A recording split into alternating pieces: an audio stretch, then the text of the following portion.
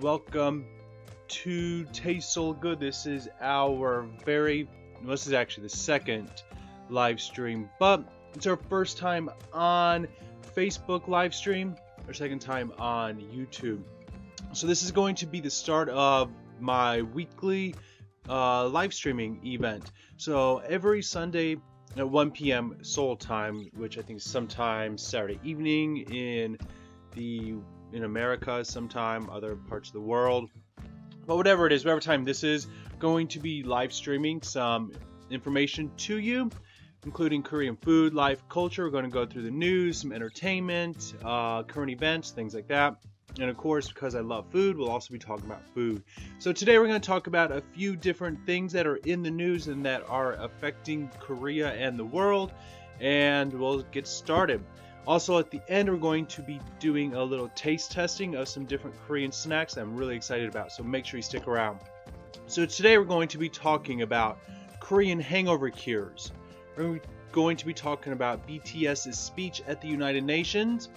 We're going to talk about Simon Cowell's large donation to the Humane Society in Korea to save the dog farms, or to shut down dog farms rather. And then also talking about Korea's new I guess campaign to crack down on drunk bicycling and drive. We're kind of skipping drunk driving, going straight to drunk bicycling. So we're going to talk about those different things and more, so I hope you stick around.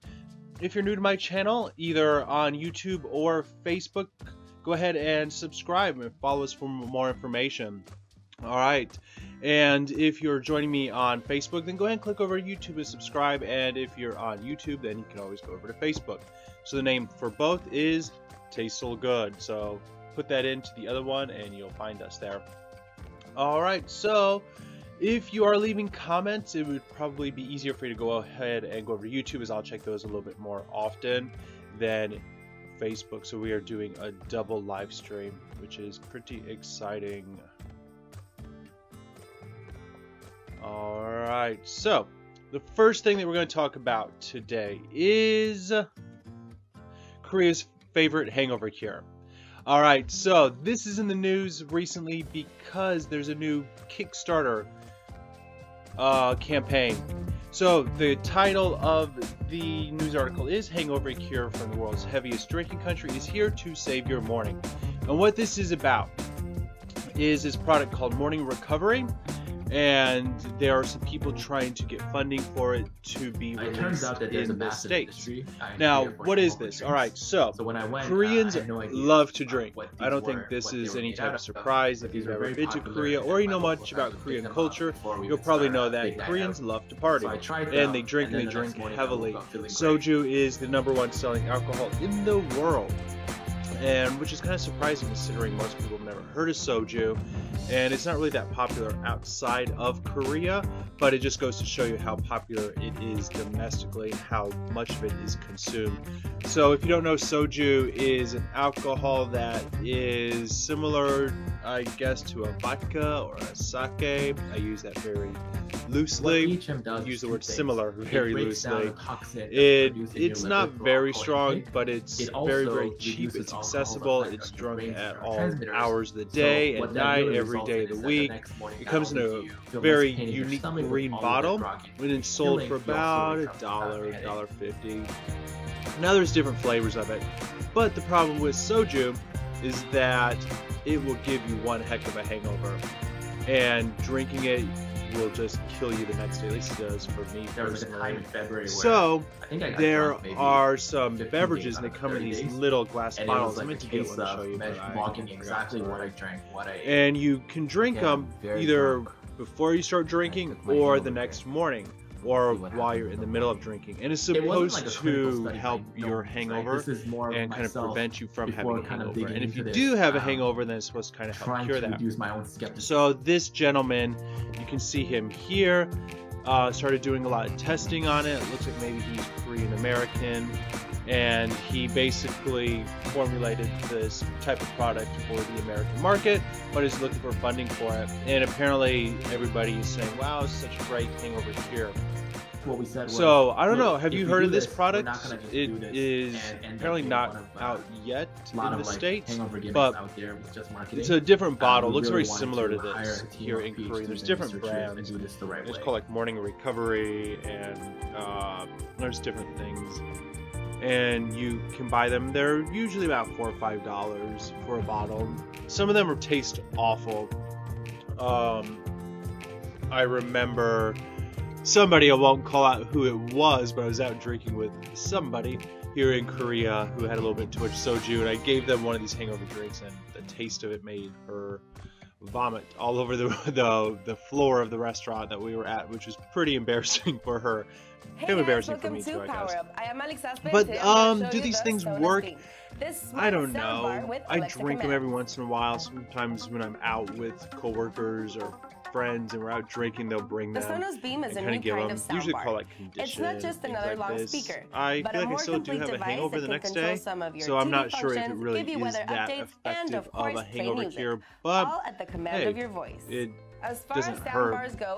So for me in Korea, I don't drink these very often, but when I do have a hangover, there are certain things I like to eat and drink, and I think we all do, right? So if you like to drink alcohol, I'm sure there's something that you do that you have your own method.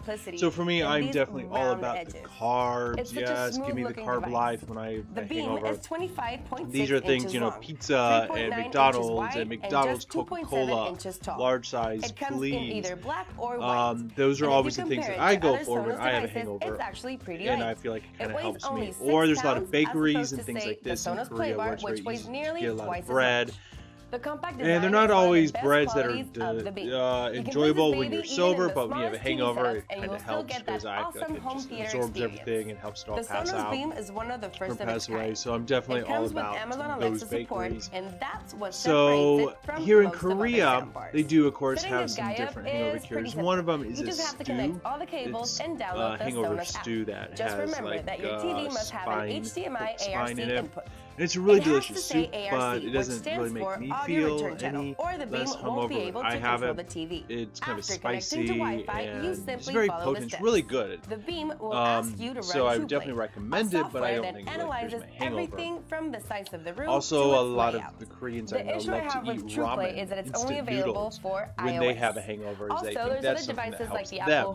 Again, ramen doesn't really do it for me. I need something a little more substantial. So, I want to ask you, what do you do when you have a hangover? What is your magical cure? What do you go for? What do you reach for when you've had a little too much to drink? And would you be interested? Is this product that we're looking at down here, Morning Recovery, something that you would be excited about?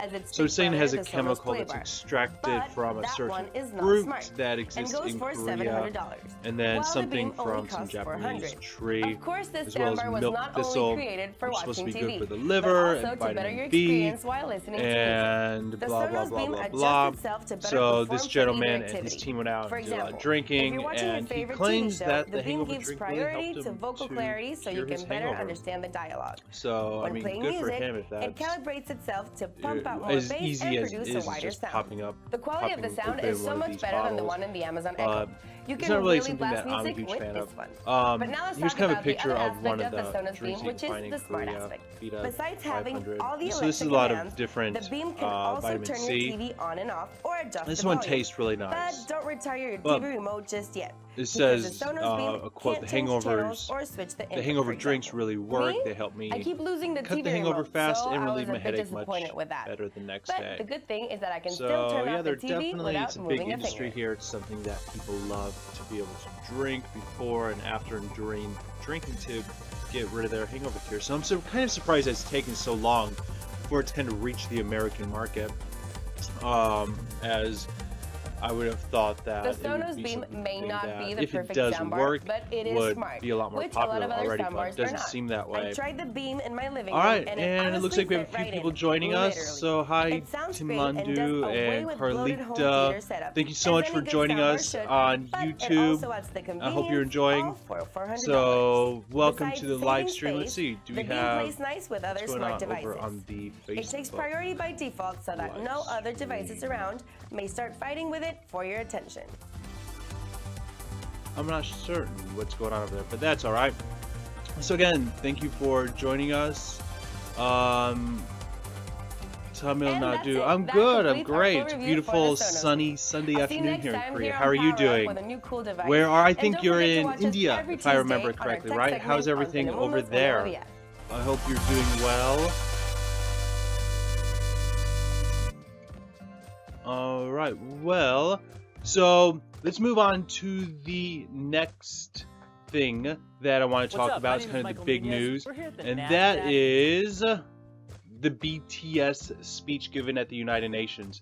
Alright, so if you don't know, this is kind of big news and it's something that has been talked a lot about in my channel, and I made a few videos reacting to it. I've gotten so many comments that I haven't had a chance to sit down and respond to them all, so I figured, hey, why don't we do a little live stream and maybe we can talk about it a little bit more. So really quick, just to kind of give a brief little summary of this event. So BTS is a boy band here in Korea. It's 7 young gentlemen, K-pop band, and they've been becoming more and more popular all over the world. And this past week or so, they've really been doing a lot on American television. They've been on Jimmy Fallon and Good Morning America. They're selling out concerts left and right. They're supposed to be the biggest boy band in the world. So BTS is something that is getting a lot of attention, especially in the media in the States. So they recently, this week, gave a speech at the United Nations Assembly and about their initiative with UNICEF. So we can watch a little bit of it here. Let me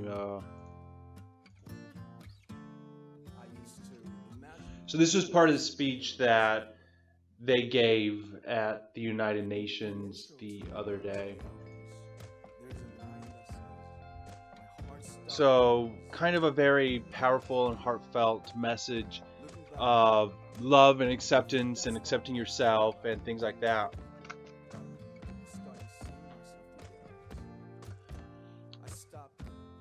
So if you haven't had a chance, I'd recommend looking up the speech and checking it out because it is quite powerful and very moving. And it's been getting a lot of attention from people from all over the world. And so I actually did a full reaction to this out of curiosity because I hadn't seen the speech. And if you haven't seen that video, I recommend you go ahead and check it out on YouTube. It was posted the other day and seems to have been gaining a little bit of attention online, so go check it out. But yeah, if you haven't, you can check this speech out a little bit later, as it is interesting. Have you watched it? Oh, and Kim Jin, yes. Hi, I live in Seoul, and it's live right now. Alright. So what I think is so great about this is that it was very impressive. It was a good speech to give. It was something that was really needed and very heartfelt. And it was something that has a message that resonates with people all over the world.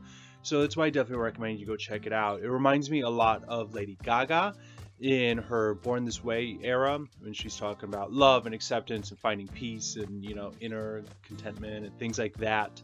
So if you're not familiar, I'm sure you're familiar with Lady Gaga. She has a new movie coming out this month. I'm so excited about Star is Born, but that's not really the point of this. But I think their messages are very, very similar, and I think they reach a certain demographic of people that kind of need to hear that message. So I think those are all wonderful things. I think it's great that BTS has been given the platform to reach such an audience, and an audience that is so global, and they're using their influence and their power for good.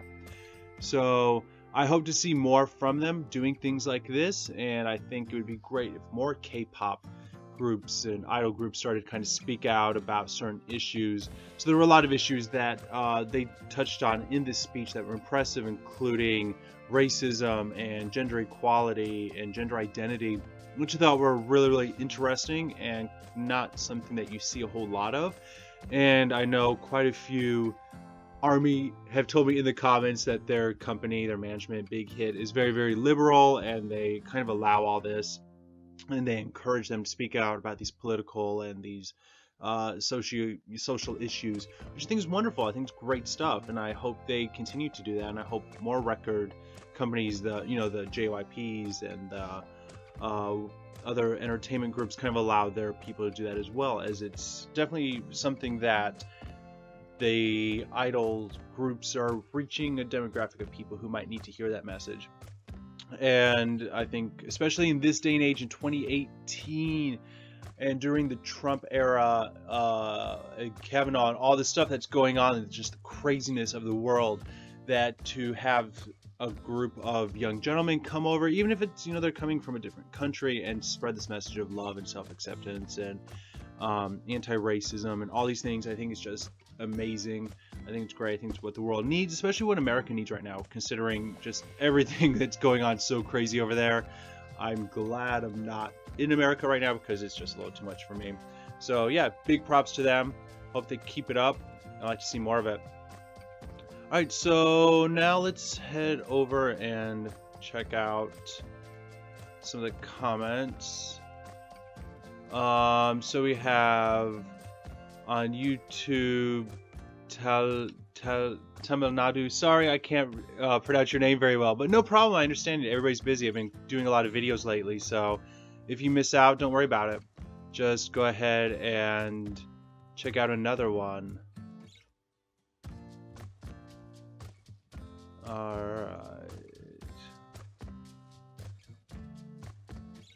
Alright, and then what do we have going on? We are live streaming on Facebook as well. Yay! So I don't really know much about Facebook live streaming, but feel free to leave a comment there, and I'll check it out when I get a chance. So yeah, just as a reminder, we're live streaming in 2 different places simultaneously. It's kind of awesome. Alright, so yeah, if you have any questions or anything, go ahead and leave them in the comments or in the chat room, especially over on the YouTube site, as I'll be able to check that a little bit more. And I'll get to those in a minute.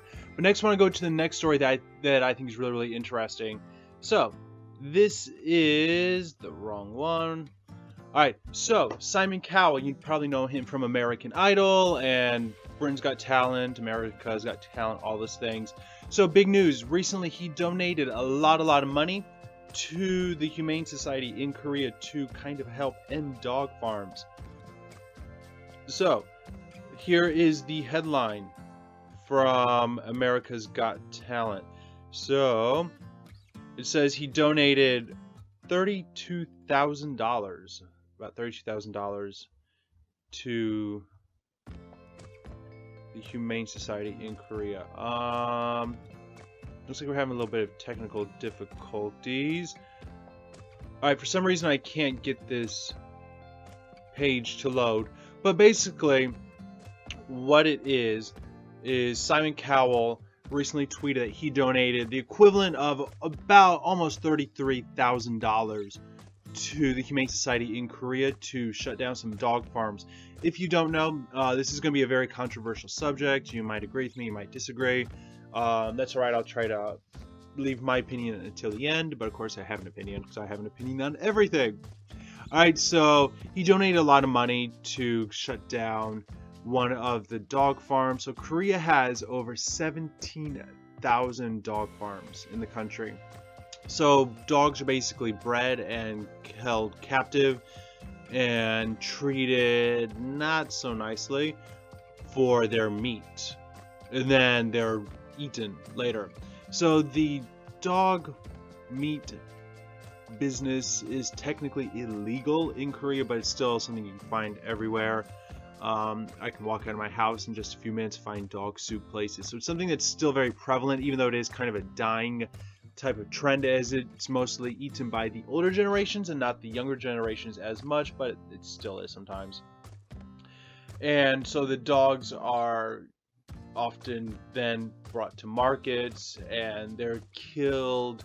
I think everybody can agree, no matter what side of the dog meat issue you're on, the way the dogs are slaughtered and killed is very, very inhumane.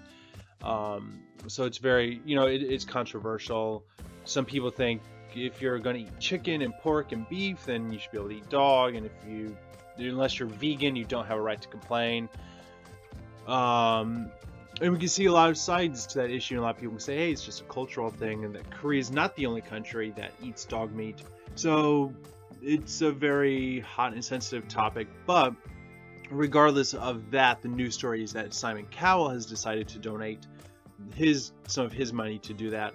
So they're saying that with the $32,000, they'll be able to close the dog farm and then find homes for about 200 different dogs, which is great news. So those dogs will be adopted not only domestically here in Korea, but they'll also be sent out to other countries, including USA and Canada. So if you don't know, there's a lot of rescue organizations that do this. They actually will get the dogs, buy them from the owner or from the farmers basically, and then try to adopt them out overseas, and then people will fly them over. So I know I've worked as a volunteer before, and so I've worked with an organization, and it's really easy. They meet me at the airport with the dogs, and they pay for everything, and they put the dogs on my ticket. The dogs get put in checked baggage. I get to America, usually Chicago, pick up the dogs, go through customs and immigration. Then the next, at the end of that, there's a group of people that are there waiting for me, and they take the dogs and they go to their new home, and everything works happily ever after. So there's a lot of organizations that do that. And if you are by chance interested in learning more about that, if you're in Korea and would like to maybe take a dog back to your home country, let me know down in the comments, or send me an email or a message. There's a ton of ways to get a hold of me, and I can put you in contact with some of those people. It is something that's, it gives the dogs a fighting chance, which is great. All right, so going back to the main point of all this. So Simon Cowell is donating $32,000. Number one, I thought that was kind of a weird little number to donate. A man of his stature might have, been able to give a little bit more, but that's not the point of donations. It's great that he's doing what he is doing, but this does give the difficulty with this is that people do have their livelihood based off of this, and of course it's going to probably be the older generations who are doing this, but they are raising these dogs and they are making money, and this is how they get their money, is by doing this dog meat business and selling it, because it is a profitable issue and a profitable market. There are, especially in the summer, 3 hot days where it's very traditional to go and eat dog meat, and the dog meat industry, the dog soup industry kind of really rises on those 3 days. So there are a lot of people that this is all they know. So the Humane Society is working with these farmers as well. So they're going to rescue the dogs, adopt them out, and then also try to find more skills for the farmers to, be able, if they want to shut down, because there's, like I said, about 17,000 dog farms.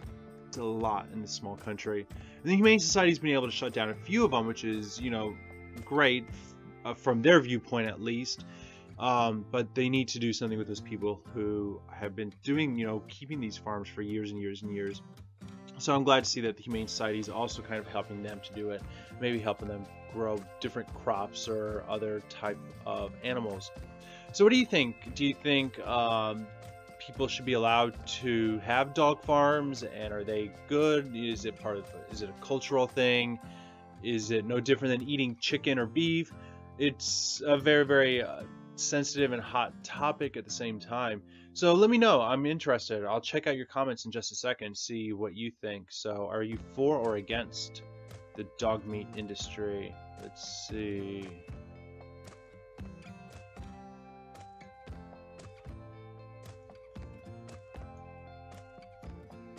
All right.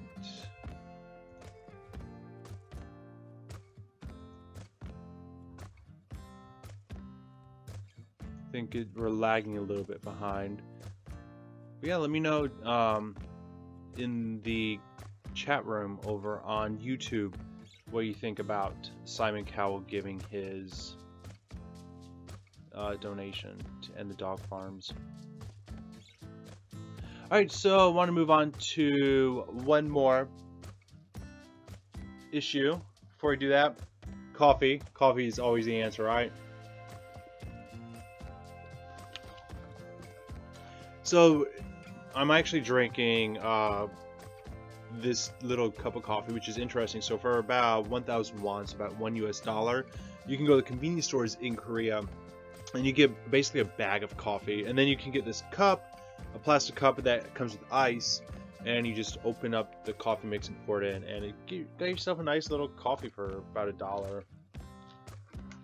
It's very convenient. Of course, it's not environmentally responsible, considering there's all this plastic and the plastic that the coffee comes in. So I try not to do it too often, but I was kind of in a hurry to get to the live stream today, so I went with that. But it's and there's a lot of different flavors, and you can also get more than just coffee. You can get teas and juices and things like that. So it's very unique, very interesting. Alright, so let's move on to the next story. So it'll actually be the last story for today. And that is Korea's crackdown on drunk bicycling. Yes, not drunk driving, drunk bicycling. So I say this as it is kind of funny, but at the same time it's very not funny. So, if we look at the story here, the Korea Times is reporting police to crack down on drunk bicycling. Alright, so what is happening is that starting... Oh no, I don't know why this keeps happening. Alright, I can put the links down in the comments below if you want to read the article, since it doesn't seem to want to work very well for me right now. But basically, the moral of the story is that drunk bicycling is becoming a much bigger and bigger issue in Korea, and I would assume that means mostly in Seoul. So the police are trying to crack down on it. So, kind of to give you some more information about this and my perspective before we get to this issue. So, we talked in the first story about the hangover cures and said how much, Korea is a heavy drinking country. Nobody can deny that. It's ingrained in the culture. It's ingrained in the social norms as well as the work culture. And there's plenty of things, but the buses and the subways, Seoul has amazing public transportation, but it closes. It closes at around midnight. So if you are out after work with your colleagues and you're having a good night out, you need to get home at 2 a.m. Unfortunately, you don't have too many options. You've got taxis, but they're not always easy to get. There's different things. So unfortunately, it leads a lot of people to driving while drunk. And the penalties for that aren't always nearly as strict as they are in the States. I know growing up in America, drinking and driving was very heavily frowned upon, and if you were caught doing it, you were going to pay the price in a lot of different ways, and it's a very, very severe punishment. It's not as much of a severe punishment in Korea.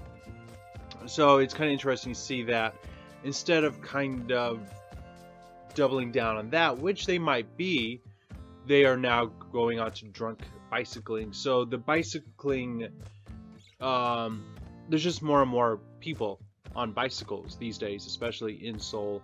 There's some great systems. I'm seeing it a lot more. You can rent bicycles totally for free. They're in different places all around Seoul, and you scan your ID card, like your driver's license kind of, and you're able to rent out these bicycles, and you just drop it off a few hours later at the next location wherever there's one of these little stands. I've never actually used it. I'm not actually sure if it's accessible to foreigners in Korea. I've heard different things. Sometimes it is, sometimes it's not. So it's something that I might check out. But apparently it's causing people to drink and then rent a bicycle and bicycle out, which of course is dangerous in so many different ways. So if you don't know, if you've never been to Seoul, it's very, very crowded.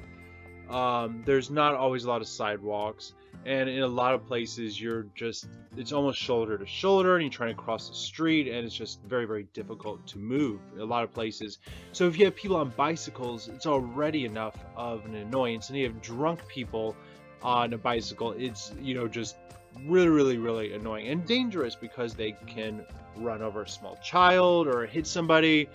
Not only that, but the damage, not only damaging or harming other people, but of course what they can do to themselves by going into the road and getting hit by a car. And just there's so many things. So drunk bicycling, at first the headline kind of makes you chuckle, like ha ha ha, drunk bicycling, but when you really stop and think about it, it is a big issue, and especially in such a heavily populated and what's the word I'm looking for, just population density, population dense city such as Seoul, that if you have drunk bicyclists, it's going to cause issue. So what they're saying is, if you are caught with a blood alcohol content of more than 0.05, that you will be given a ticket.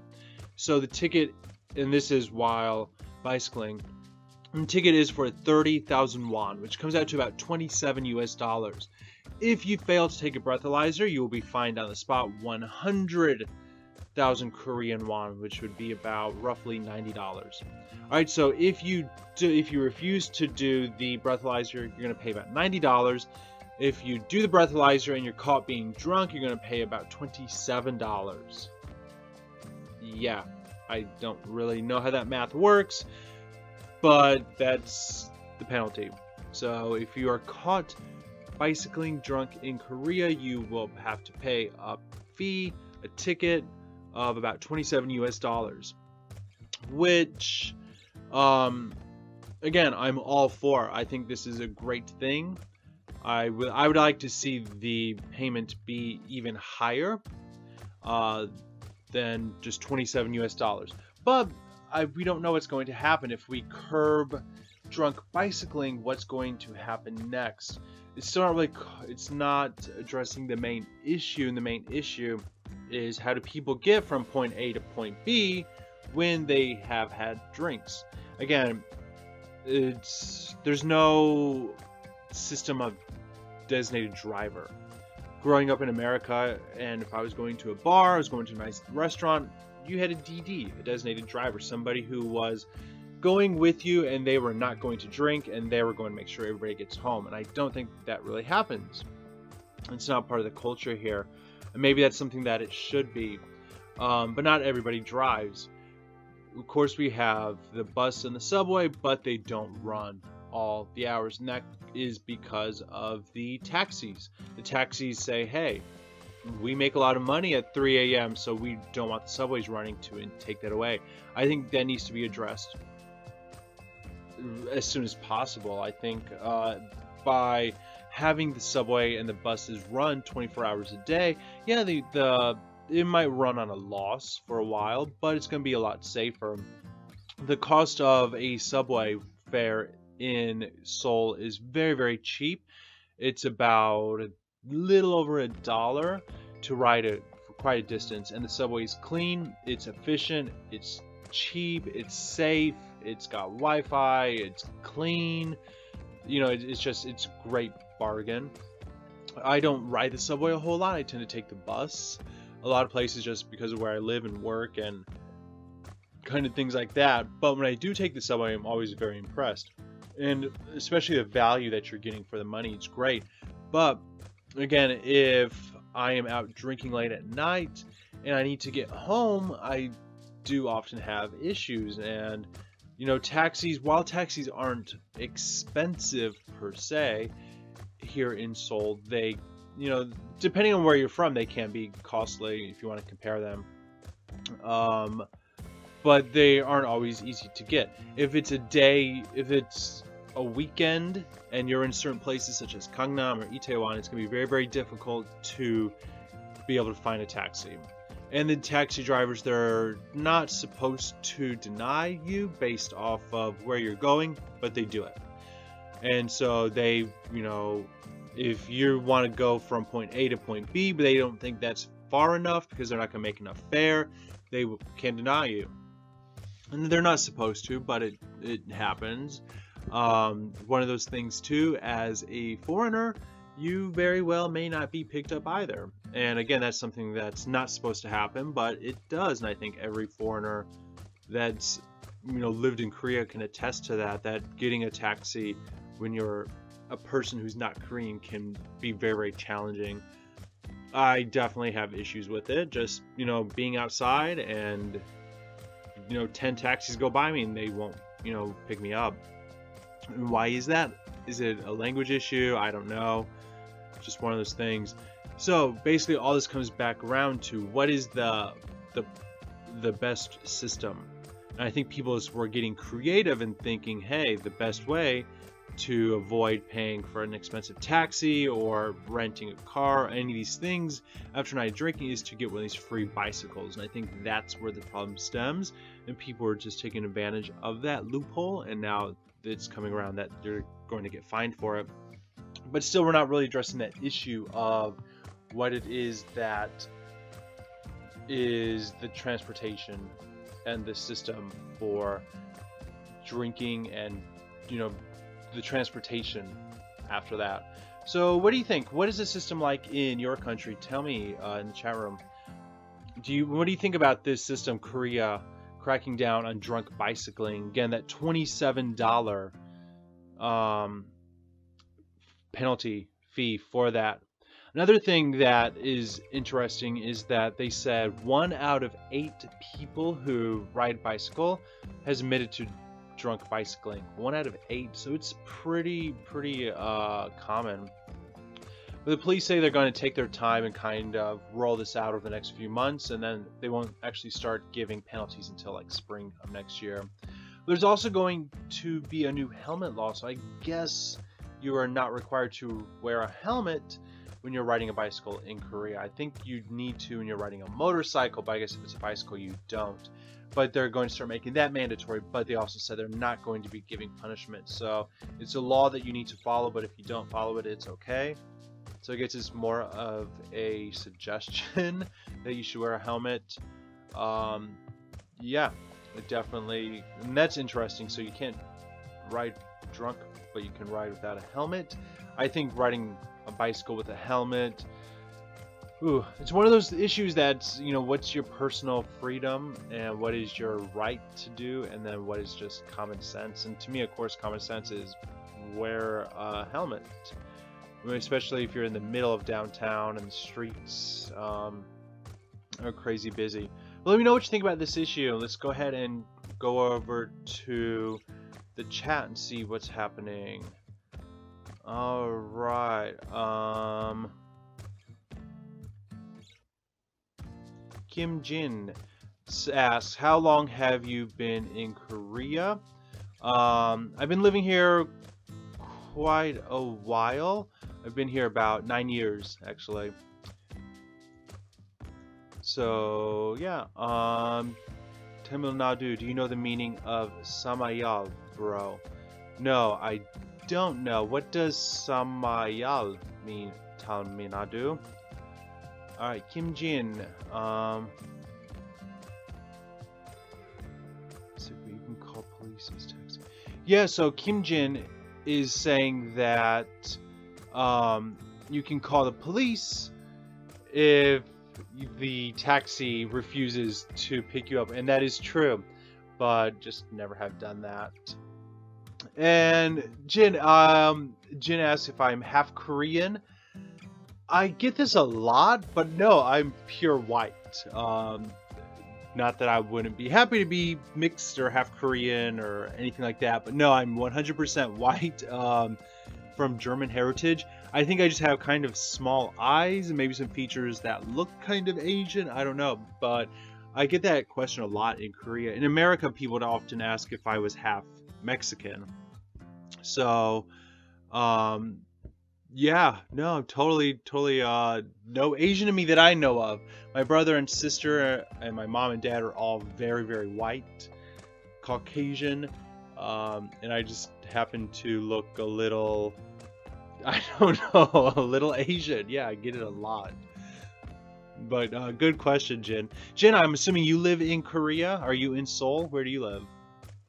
All right, let's look over on Facebook. Is anybody watching on Facebook? If you're watching this via Facebook, the live stream, will you put a comment there? So I'm curious. I've never live streamed on Facebook before, so curious to see if it is something that anybody is watching.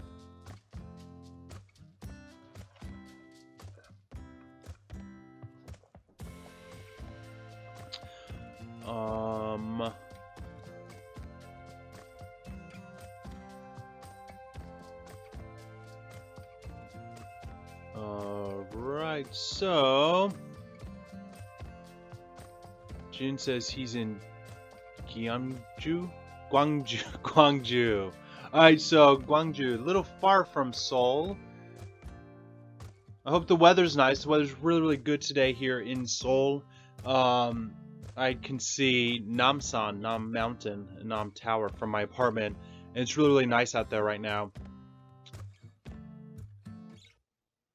Alright, Tamil Nadu in YouTube Live. I'm not quite understanding your question, Tamil Nadu. In YouTube Live, I'm sorry, I don't quite understand what you're asking there.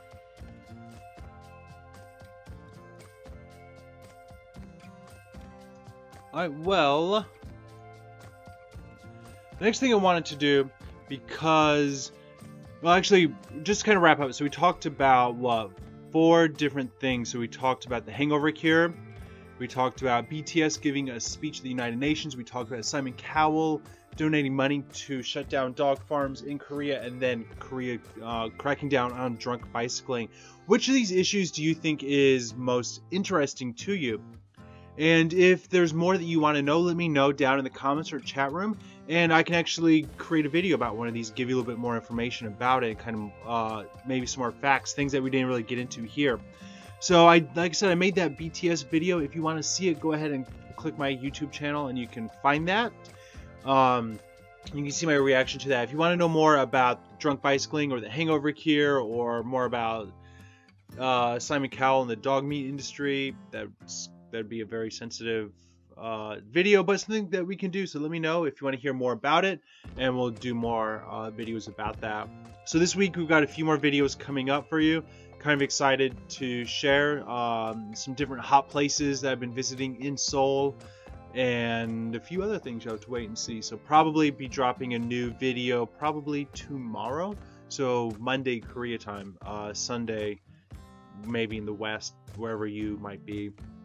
So check this out, and if there's anything that you want to see me make a video out of, let me know. I'll be happy to do that. It's always good to do what you guys want to see. Yeah, Jen, it's nice to meet you too. Be sure to subscribe to our channel so you can see more. And if you're ever in Seoul, let me know. Tamil Nadu, nice peach. Nice speech, thank you. Yeah, nice peach might be a little bit of a different meaning. The Swedish traveler, yes, definitely. If you get a chance, come visit Seoul. It's especially beautiful at this time of year. I always recommend, if you get a chance, the 2 best times by far to visit Seoul are fall and spring. They're both amazing for different reasons. Springtime, you get the cherry blossoms, you get just happiness. Fall time, you get the beautiful changing leaves, good food. You know, winter's coming. Fall doesn't seem to last too long though, so you have to plan really, really carefully. The leaves should have, it looks like the leaves have already started changing colors, and probably in the next week or 2 will really start to pop. So the days are getting shorter here in Korea. It's getting colder. Waking up, it's kind of like, I might need to wear a jacket. So yeah, it's a great time. So I hope to show you guys more about the leaves changing colors and the fall atmosphere here in Seoul, because it's one of my favorite times of the year. Again, it doesn't last too long before we know it's going to be winter. It's going to be really cold. It's going to be snowy, and winter is really, really long and arduous, and I have to wait for that. But for now, I'm going to go out. So as soon as this live chat is over, I'm going to get dressed and then go spend a little bit of time outside. Maybe I'll record something for you guys. But yeah, definitely watch. I'm going to try to do a little bit of traveling in the next few weeks to show and get some footage of the changing leaves. as it's just a great time. But if you can't make it in the fall or the spring Swedish traveler, summer can be great. It's hot, but you know, it's manageable. Winter, I would avoid winter, but there's still a lot of things you can do. So, no problem. Tell Me Nadu says I should come to India. There's a lot of interesting food there. India is somewhere that I definitely hope to visit in the future. It's something that I've been wanting to visit for a long, long time. I watch a lot of great videos about India. One of my favorite food travel people who kind of actually inspired me to start the channel recently did some shows in India and really got me interested in it. So I watch a lot of videos about India, Indian food and Indian culture and festivals and all those things, and it just sounds like a fascinating place. So I'm hoping to do that in the next few years. I feel like India is a place that I'm going to need a lot of time to explore, so I want to be able to do it when I have more free time and can devote maybe 2 months to it or something. So we'll definitely be there, definitely be interested in eating some real Indian food. I eat a lot of Indian food in Korea. I love it. It's amazing. But still nothing like that authentic thing. So hopefully we'll be doing that soon. Swedish traveler, does South Korea have actual winter? Yes, they definitely have an actual winter. So I'm from near Chicago in the States, so I'm used to a lot of cold weather. However, I would say that Seoul's winter is maybe a little more brutal. There's not as much snow. Snow doesn't happen a whole lot here. There's only been a few times where there's really been any type of considerable amount of snow that I've experienced in the past 9 years. But the winter temperatures are really, really low. The wind is just brutal, man. It is brutal. And so it makes for a very bad... It seems like 6 months out of the year is winter, and it's not 6 months, but it seems like it. It's really, really cold. And I think a lot of that has to do too with living in Seoul, and I spend a lot more time outside, whereas in America I went from my house to my car, then my warm car to my work, so I didn't spend as much time out in the elements, whereas living in a city like this, I spent a lot more time outside. But yeah, there definitely is a real winter. One cool thing about the houses in Korea, though, is that their heating system is a little different. So the floor actually has like water pipes under it, which warm up, and then the heat rises. So as you're getting out of bed, perhaps you're stepping on a very warm floor, which is really cool, but it takes your house forever. So my house, my apartment that I'm living at right now, even though I really like it, is really, really cold. I moved in last year. I have spent a lot of time trying to cover the windows with plastic and things like this. And then pipes were freezing. So I think every year that I've lived in this country, seems like winter gets colder and summer gets hotter. It's like those two extremes just keep pulling further and further. So this past summer was supposed to be the worst summer in forever. Luckily, I spent most of so there was like 2 weeks of really big heat wave that hit Korea, but during that time I was actually in Bali, so I didn't have to experience that.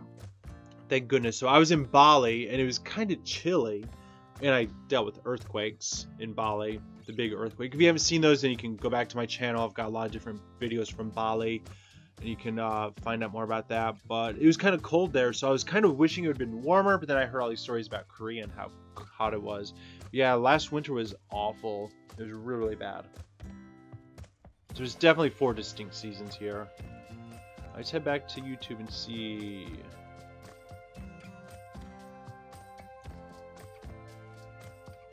Alright, so if you have any questions and I'm not able to get to you, I have my moderator, tastesseoulgood 2, who is helping out.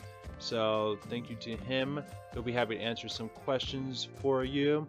Where is everybody? So I guess we have Jin in Gwangju, Tamil Nadu is in India. Oh, Lewis, hi. Yeah, how are you? Younghoon, my old student, long time ago. I'm doing good, man. How are you?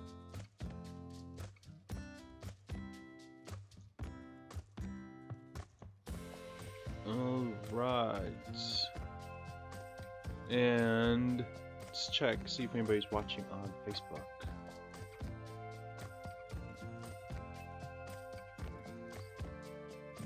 Yeah. Last time I saw you, Lewis, was, what, 2 years ago? I think, before I was taking a trip to Bangkok. Oh, really? I was just in Jongno yesterday, actually. I saw that the pagoda is closed. The original pagoda, it looks like it's shut down. I was kind of surprised to see that. Oh, wow. So you're still becoming an accountant. Awesome. How much longer do you have to study? Seems like you've been studying there for a while, from what I saw. But it's awesome. Let me know if next time you're in Jongno. Like I said, I was just there yesterday. I went to Insadong for lunch and walked around and saw. 6 years ago?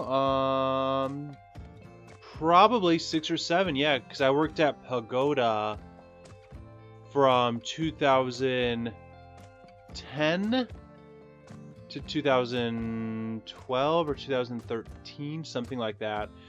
So yeah, it's been quite a while. So I think I probably met you in 2000. I don't know, you were young, I remember. So, yeah, awesome. Alright, so what I want to do is we'll chat a little bit more. But before that, it's almost 2 o'clock here in Korea. But I went shopping this weekend and bought a few things I wanted to show you guys. So if you're not Korean, you might not know these. And if you are Korean, maybe you haven't tried them. So if you're not familiar, this is called Pepero. Pepero. And it is similar to a Japanese paki or poki. So it's basically like a biscuity stick that is dipped in chocolate. So these are really good. Kids tend to really love these. They're very skinny and just a good little snack.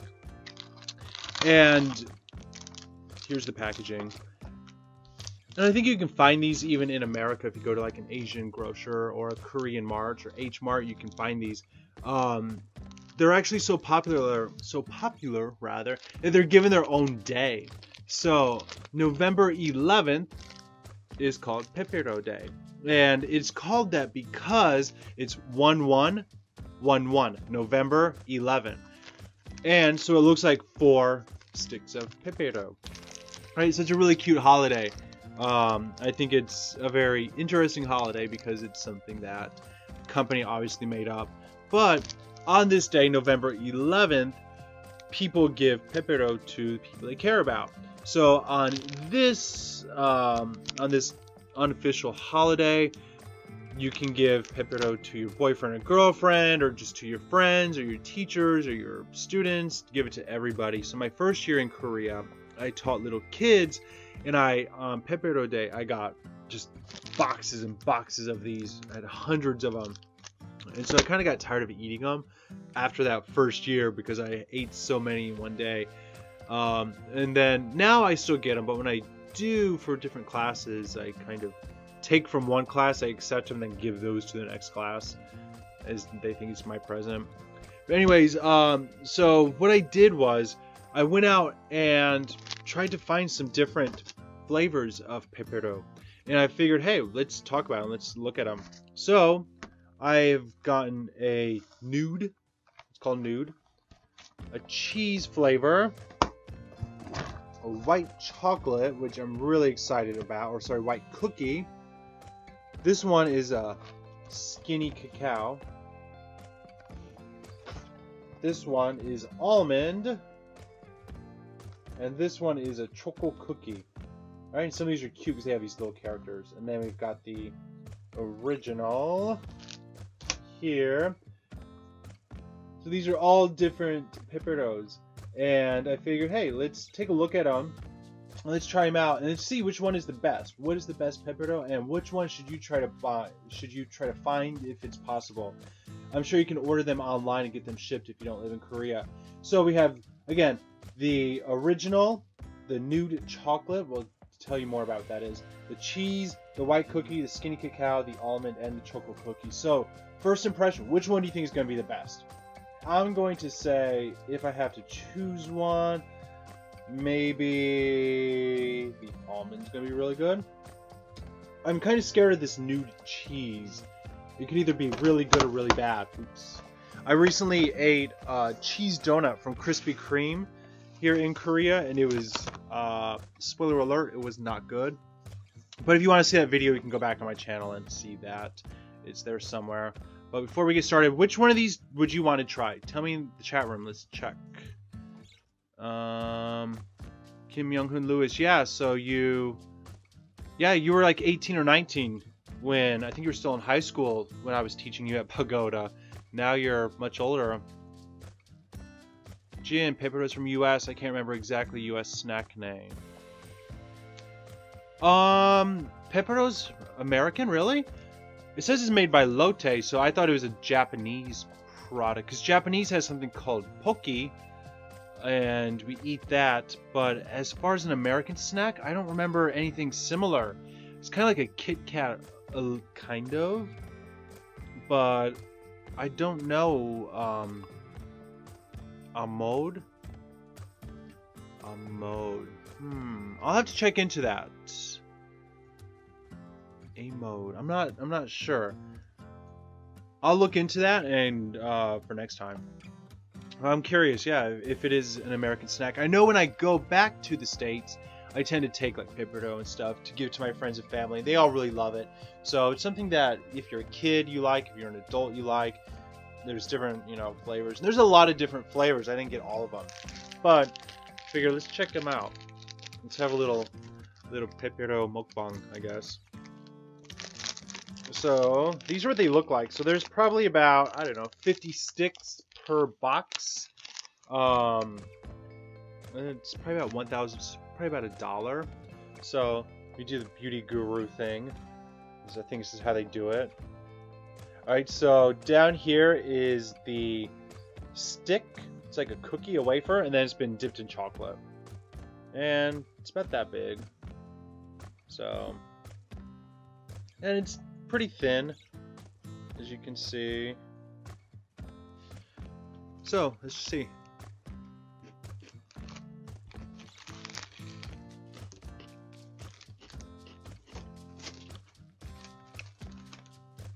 I've eaten a ton of these, so it's nothing that I'm really, it's not anything too surprising, because I've had so many of them. But yeah, it's crispy, it's crunchy, it's chocolatey, it's good. Have you ever tried these? Especially for those of you that aren't in Korea, have you ever tried Pepero? What did you think about it?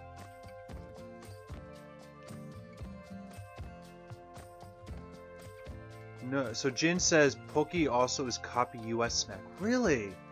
I'm learning a lot. Almond. Almond Joy? Almond Joy is a candy bar, but it's coconut and chocolate. After this live stream, Jin, I'll research. I'll find out. I'm curious about that, if it's an American snack. That's really interesting, because I don't remember ever tasting anything similar to that.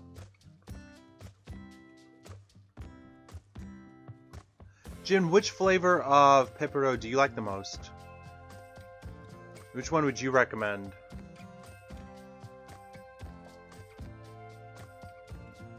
And Lewis, what is your favorite Pepero flavor?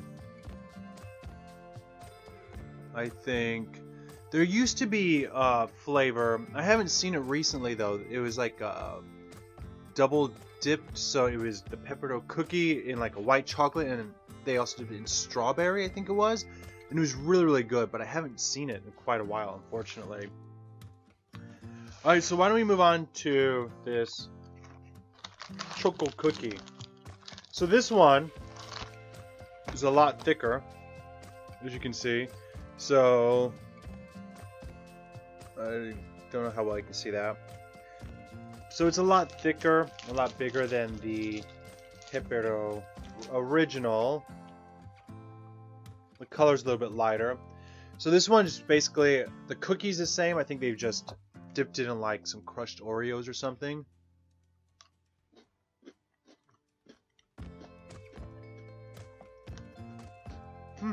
Nice.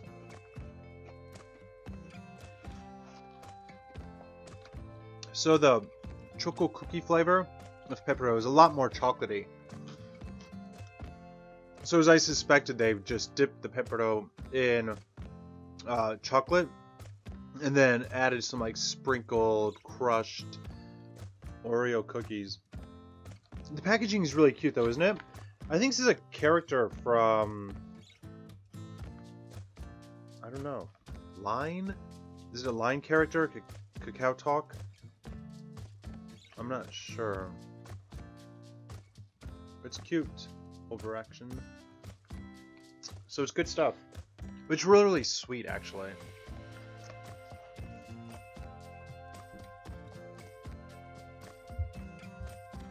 Alright, let's check. Oh, so Jin likes the almond Pepero. So let's try that one. It's one I'm curious about. So this one is the almond flavor that Jin in the chat room says he likes. I'm sorry, I'm assuming it's he, based off the name. If I'm wrong, just correct me. So, I don't think I've ever had these ones, actually. Put it here. I feel like a real mukbanger. Very cool. Alright, so this one, smells really almondy. So this one has pieces of almonds attached to it. So it's a little bit thicker, a little bit, yeah,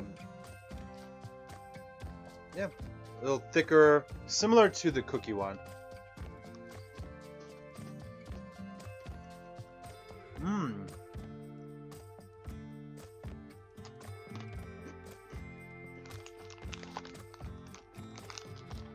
Good call, Jen. This is good.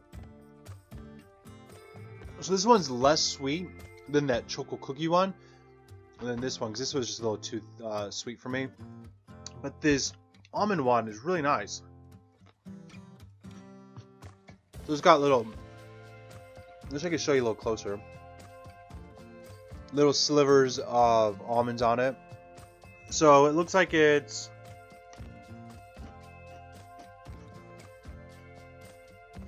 one box is 195 calories. There's quite a few in here. So I think all that for 195 calories is pretty good. So far I'd have to say this is my favorite. It's really nice. Alright.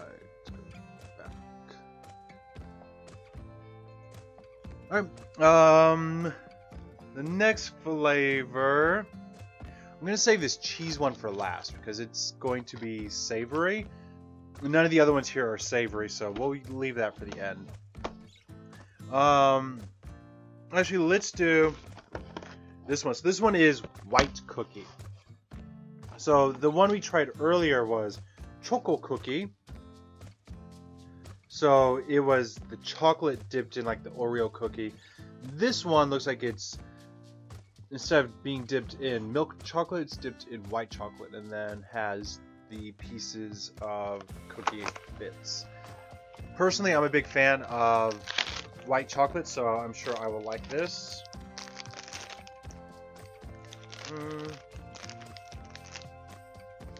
Right, so as you can see, the color there is white, and it's got pieces of the chocolate cookie. The coating doesn't look as thick, so I feel like there's less of a chocolate coating on this one. So this one has 185 calories, so a little less than the almond one. Like I said, I'm a big fan of white chocolate, so. Mmm. Oh yeah.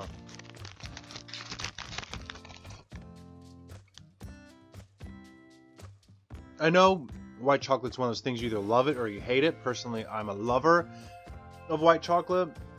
But if you're a hater of white chocolate, then you want to stay away. This reminds me of the Hershey's Cookies and Cream bar that you can buy, like the candy bar that's Hershey's Cookies and Cream. It's basically that, this little crunchy cookie thing. Mmm.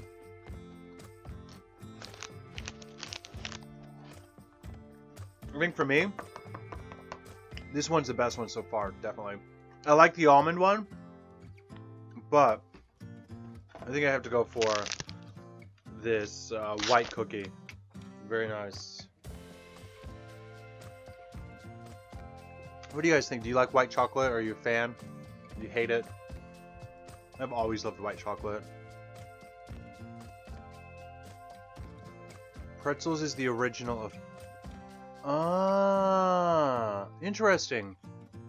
So, in the YouTube chat, Jin is saying that Pepero and Pocky started from the American snack pretzels, which makes a lot of sense. So pretzels are the same texture pretty much, but we usually eat them with salt, so it's a salty thing. It's something that we eat a lot of times at the bar. It's kind of like a bar food, or it's like a little snack, but it's salty. So, but we also do have chocolate covered pretzels. So by putting a chocolate covered pretzel is basically a Pepero or a Pocky. That's really interesting. Good to know. I never made that distinction, but now that you say that, it makes perfect sense. But I really like chocolate covered pretzels, but it's also got that sweet and salty flavor from the chocolate. So I wish they would do that. Like maybe put a little salt. I know it probably sounds weird, but a little salt on the original Pepero just to give it that salty flavor might be really nice. But thanks for looking that up. I'm glad to know that. I had no idea. Yeah, the white one is good, NDJK. I think it's definitely my favorite one so far. Alright, next one. The next... I guess just one. This one is called Nude. Nude chocolate. But don't think of it that way. So by nude, they're saying that it's like the original Pepero, but it's nude because the chocolate isn't on the outside like it is here. It's actually on the inside. So it's kind of like the Pepero isn't wearing clothing, so it's nude. It's a cute little concept. So this one has a lot more calories. You would think it'd be healthier because it's nude, but it's got 255 calories. But there's also a lot more in here. Actually, the original box has 260 calories. This one has 255. So this one's got a few less calories than this one, but not much. So.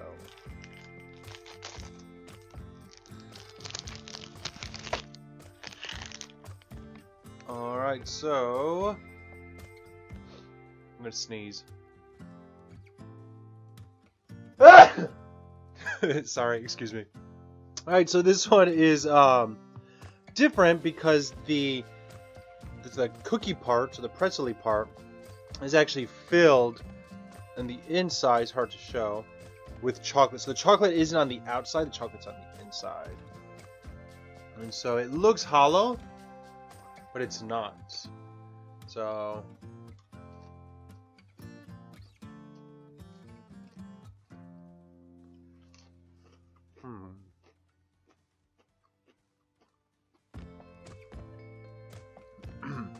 so the texture's a little bit different because it's not as crunchy as the original because it's got that hole in the middle.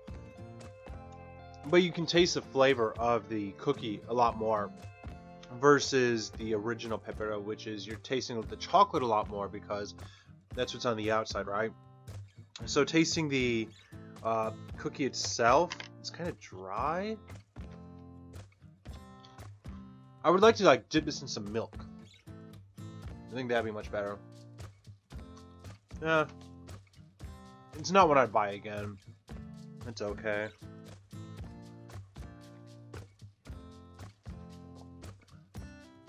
Not awful, but not my favorite.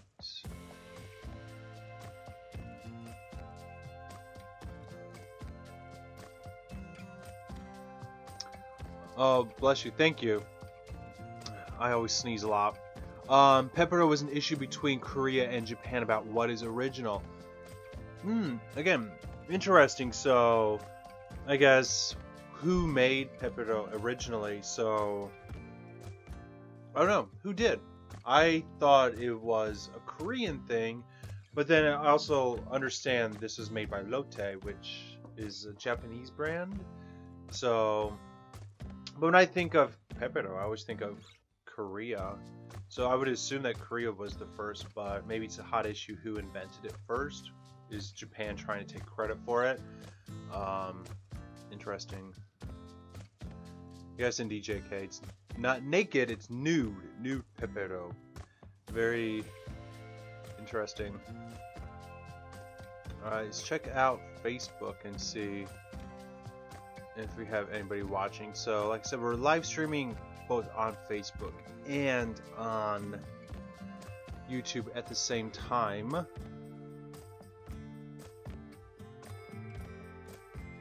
And if you're subscribed to Seoul Good, my channel, thank you so much. Especially thank you for stopping in and joining the live stream. I was really happy today we actually reached our 300th subscriber here on the channel, which was really exciting to me because I was hoping we'd reach that this weekend.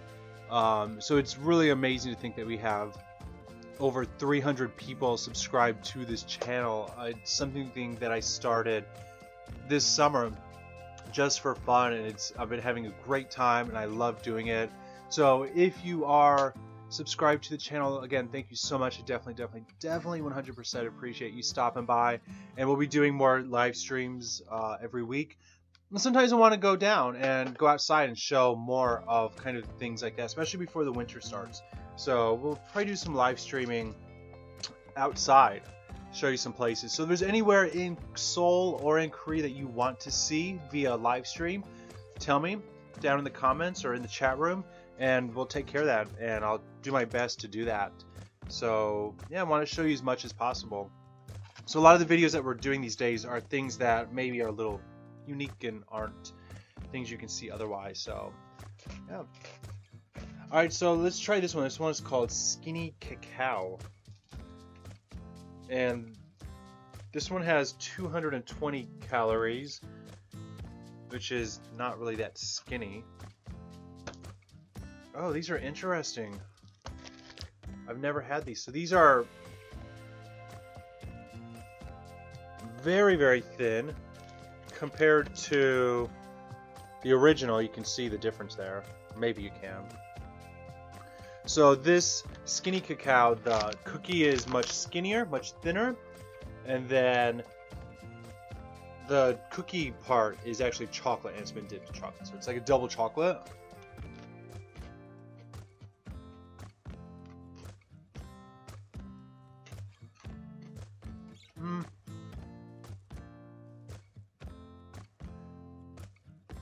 Yeah, it's more chocolatey than the original, but it's much thinner as well. Again, not really my favorite. If I wanted like a really chocolatey snack, I would just go for this choco cookie. It's really chocolatey because it's got the chocolate and the chocolate cookie, whereas this one has the chocolate cookie. And it shows a picture of an almond. So it shows a picture of almond here, but I'm not really getting any almond flavor or anything out of it. I guess and I think it's interesting, this one is called the Skinny Cacao, and it's all in pink, so I guess maybe this is marketed towards women. I guess if you want a snack without that many calories, then you can have a few of these because they're smaller. There's a lot more in the package. how well you can see that, but there's a lot more in there. So you got that. Alright, so we only got one flavor left, the savory one, the cheese one. We'll check that out in a second. Check out your messages.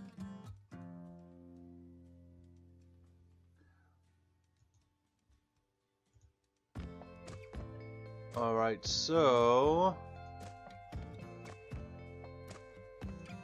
let's see.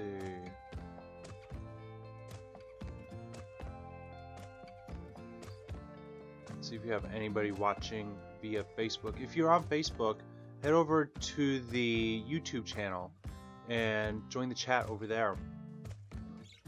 I check that one a lot more often.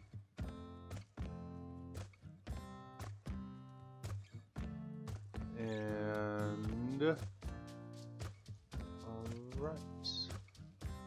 So why don't we check out the last flavor here, which is nude cheese. So again, I guess nude means not dipped in chocolate. And it looks like there's it says it has cheddar cheese, 3%. So 3% of it is cheddar cheese. I'm scared. I'm scared, you guys. Let me tell you why. Because this could be really good.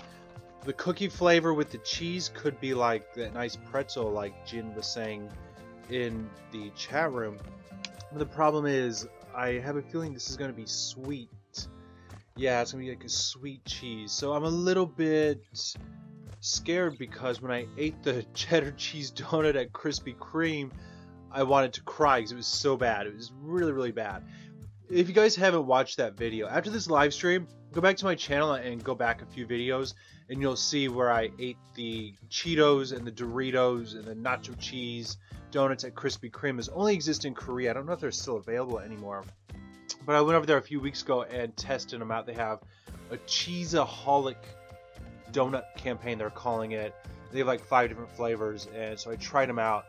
And spoiler alert, they were not good. They were not good. So I'm a little concerned about how this new cheese flavor. It could be very good, but it could go terribly wrong. So let's see. So we got the package, new cheese. It smells like cheddar cheese. You know what this reminds me of? What it could be is combos. Do you guys know combos? The snack. They sell them in Korea.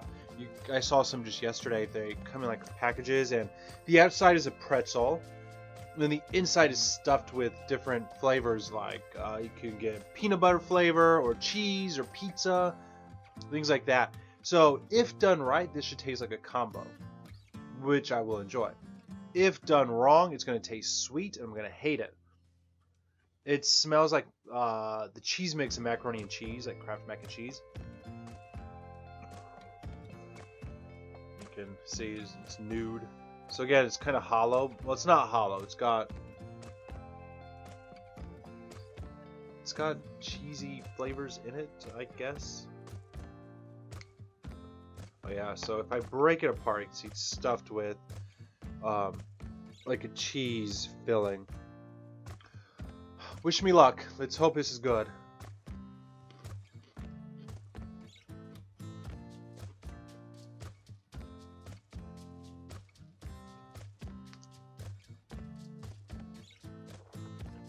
Nope. It's what I feared. It's what I feared. Ooh. Excuse me.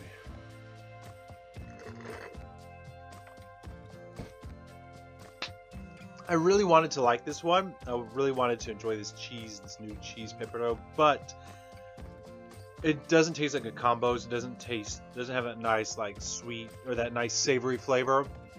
Instead, it's filled with a sweetened nacho cheese flavor. So it's like if you took the mixture from macaroni and cheese, like Kraft mac and cheese, that that bright orange, neon orange and yellow flavor, and mix some sugar in it and then stuck it into pretzels, what you get.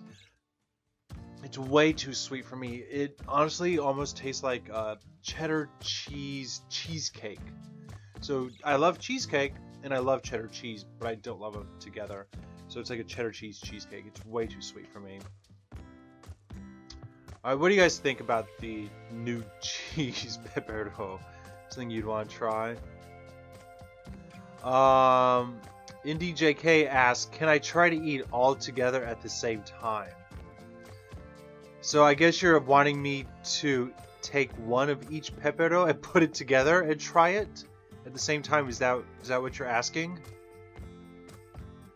I'm scared. I'm scared because of that cheese flavor. I can try, I guess. Alright, so on YouTube, user IndieJK is asking me to take one of each of these Peperos and put them together and eat them at the same time. So, let's do it. Let's try. Let's be brave. We're going to go for this one. Alright, so, let's take one of the originals. One of the almond. One of the choco cookie. One of my favorite white cookie. Oh, it's gonna be a lot. One of these new chocolates. One of these skinny. Oh, I can't hold them all. One of these skinny cacao. Oh, do I have to do the nacho cheese? I don't want to. I'm really scared. I'm traumatized. Alright, well here it is. Here's the skinny cheese. Is that all? Yeah, I think it's one of each flavor. 1, 2, 3, 4, 5, 6, 7, 8. 1, 2, 3, 4, 5, 6, 7. We're missing one. How much one we're missing? 1, 2, 3, 4, 5, 6. No, sorry, there's 8. There's 8 here. We have one of each. Alright, IndieJK, I'm hoping this is what you meant. It's melting. I've got chocolate all over my hands. Let me check. Make sure this is what you're asking. Alright, put it together. Alright. So, I'll do this since it's been requested. Let's see how it tastes when you put 8 different flavors of Pepero together.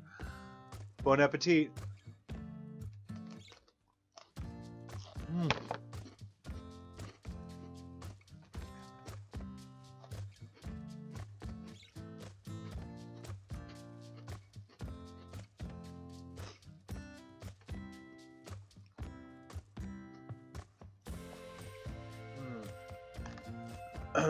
Okay, there's two things. One, it's just really, really sweet.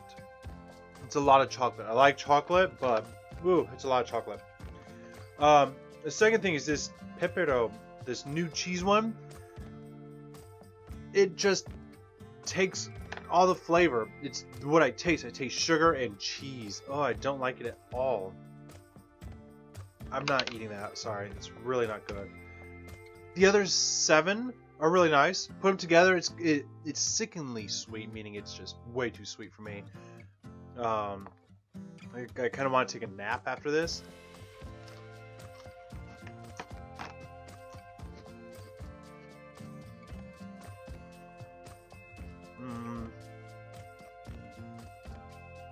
It's really hard to say what it tastes like because it just tastes like chocolate. There's so much chocolate that I can get a little bit of this almond flavor. It comes out a little bit, and a little bit of that crunch. But for the most part, all it tastes like is chocolate. It's overpoweringly chocolate. So, I'll put it together.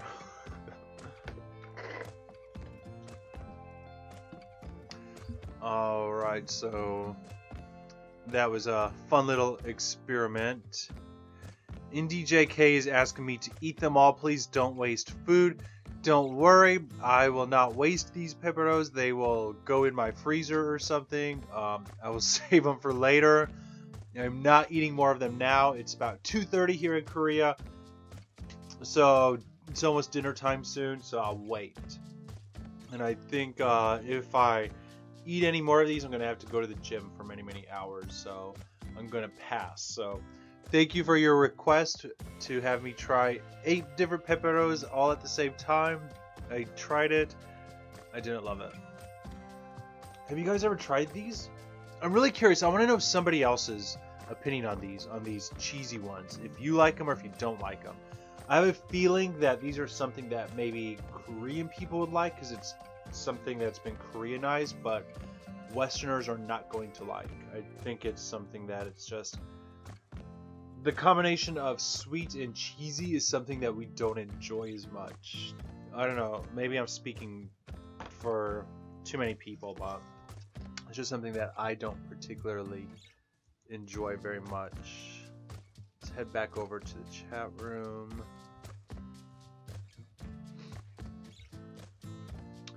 Alright, so it is, like I said, it's about 2:30 here in Seoul, South Korea, and it is Sunday.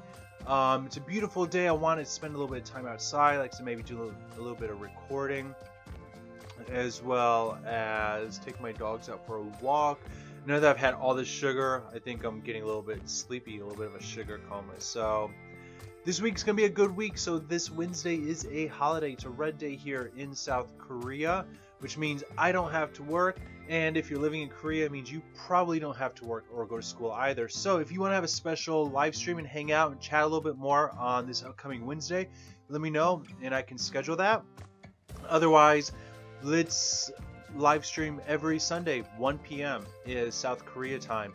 So I will be here, and every week I will bring some new and interesting topics that are the big news makers in this week that are related to Korea or something of that nature, and then try to introduce you to some kind of new food. So what's, I think, a good way to kind of get to know each other and things like that. So I hope you'll be able to join us next Sunday at 1 p.m. either on YouTube or on Facebook, as I'll be streaming both places. And if you want to keep up on what's happening at Taste Soul Good, be sure to join the Facebook page as well as the YouTube channel. Go ahead and subscribe over there, and I'll keep you up to date. And expect more videos to be posted soon. Like I said, it'll probably be tomorrow that I will have the next one up for you. And this week I'm going to be showing you guys a really hot and awesome trendy cafe that's opened up in Seoul that I got to go to recently, which is a lot of fun.